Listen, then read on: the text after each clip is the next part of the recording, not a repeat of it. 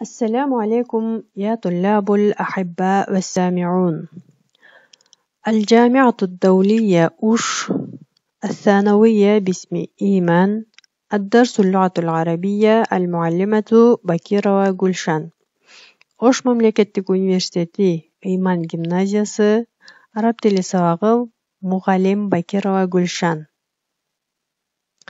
يا طلاب الأحباء، نتعلم في هذا الدرس. Сүйүктүү окуучулар, биз бүгүнкү сабагыбызда төмөнкүлөрдү үйрөнөбүз. أنواع الجمل والجملة الإسمية. Arap тилиндеги сүйлөмдөрдүн түрлөрүн жана бул түрлөрдүн ичинен исм сүйлөмүн же болбосо зат атооч менен башталган сүйлөм түрүн өтөбүз. Аль-жумла сүйлөм. Аль-жумла деген сөз бул сүйлөм дегенди билдирет. Аль-жумлатул исмия зат атооч менен башталган сүйлөм. Аль-жумлатул фи'лия этиш менен башталган сүйлөм. Демек, урматтуу окуучулар, араб тилиндеги куралган сүйлөмдөр эки түрдүү болушат. Алар биринчиси аль-жумлатул исмия деп атадык. Сүйлөм зат атооч менен башталат. Сүйлөмдүн баштапкы сөзү зат атооч сөз болот. Же болбосо исм деп айтканбыз. Ал эми экинчи түр сүйлөм аль-жумлатул фи'лия. Тактап айтканда, сүйлөм фиил менен же болбосо этиш менен башталат. Эгерде сүйлөмдүн башында исм болсо аль-жумлатул исмия, ал эми фи'л болсо аль-жумлатул фи'лия болуп эсептелет. Ал эми биз бүгүнкү сабагыбызда аль-жумлатул исмия же болбосо исм менен зат атооч менен башталган сүйлөмдү өтөбүз. Аль-жумлатул исмия зат атооч менен башталган сүйлөм эки мүчөдөн турат. Биринчиси мубтада, кыргызчасы ал дайыма алиф-ламдуу болот. Хабарун баяндооч дайыма танвиндүү болот. Мисалы, аль-каламу максурун, калем сынык. Бул жерде, урматтуу окуучулар, аль-каламу деген сөз сүйлөмдүн ээси, максурун деген сөз баяндоочу. Арабчасы аль-каламу мубтада, ал эми максурун хабар болот. Демек, бул жердеги бул сүйлөмдөгү биринчи сөз мубтада, экинчи сөз хабар. Мубтада бул жерде дайыма алиф-ламдуу болот деп айттык. Демек, башындагы аль-каламу деген сөзүн башында алиф-лам бар. Ал эми максурун деген сөзүн аягында танвин бар. Демек, темабызды тактап алыш үчүн кээ бир сүйлөмдөрдү карап көрөлү. Аль-амсилату лил-жумлатил исмия. Зат атооч менен башталган сүйлөмдөр үчүн өрнөктөр. Биринчи сүйлөмдү карап көрөлү. Аль-курсию максурун.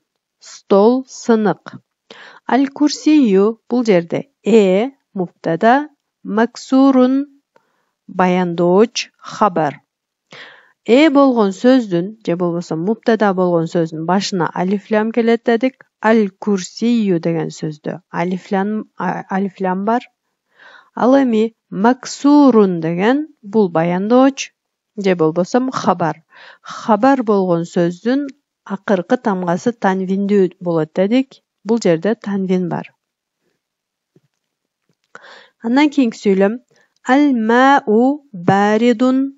Суу муздак. Аль-мау бул жерде мубтада, баридун баяндооч хабар. Аль-лабану харрун. Сүт ысык. Аль-лабану бул жерде мубтада, ал эми харрун деген сөз баяндооч же болбосо хабар. Keyingi örnöktөрдү карайлы. Al-mindilу vasihun. Жүзарчы кир. Al-mindilу деген сөз бул жерде муптада, ал эми васихун баяндооч, тактап айтканда хабар. Al-qamaru jamilun. Ай татынакай. Al-qamaru деген сөз бул жерде жана алифлам алган. Арабчасы муптада дедик. Jamilun хабар же болбосом баяндооч. Акыркы тамгасы танвиндүү. Al-qamisu nazifun. Көйнөк таза. Al-qamisu деген сөз бул жерде муптада, назифун болсо баяндооч же болбосом хабар. Демек, урматтуу окуучулар, биз бүгүнкү сабагыбызда аль-жумлатул исмия же болбосом зат атооч менен башталган сүйлөм түрүн өттүк.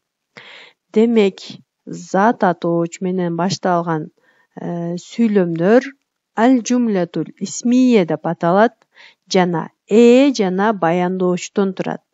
Дайыма алифламдуу келет дедик, ал эми баяндооч дайыма танвиндүү келет дедик. Al-an wasalna al-wajib al-manzili. Ал эми сабагыбыздын акырында үй тапшырмасына келип жеттик. Бул жерде, урматтуу окуучулар, көптөгөн сөздөрдү көрүп турасыңар. Al-baytu qaribun, al-masjidu ba'idun, al-hajaru thaqilun, al-waraqu khafifun деген сыяктуу сөздөрдү көрүп турасыңар. Бул сөздөрдөн силер куралаштырып сүйлөм түзгүлө. Сүйлөм түзүп дептериңерге жазасыңар. Бул жерде сүйлөмдүн башкы ээси алифламдуу болот дедик, ал эми баяндоочу танвиндүү болот дедик. Жана булардын маанисине карап туруп сүйлөмдөрдү түзөсүңөр жана бул сүйлөмдөрдү дептериңерге жакшынакай кылып жазып, кыргызчага дагы маанисин которуп, кийинки сабакка келесиңер. Интеха дарсуна, иля лиқа, ма'ас салама.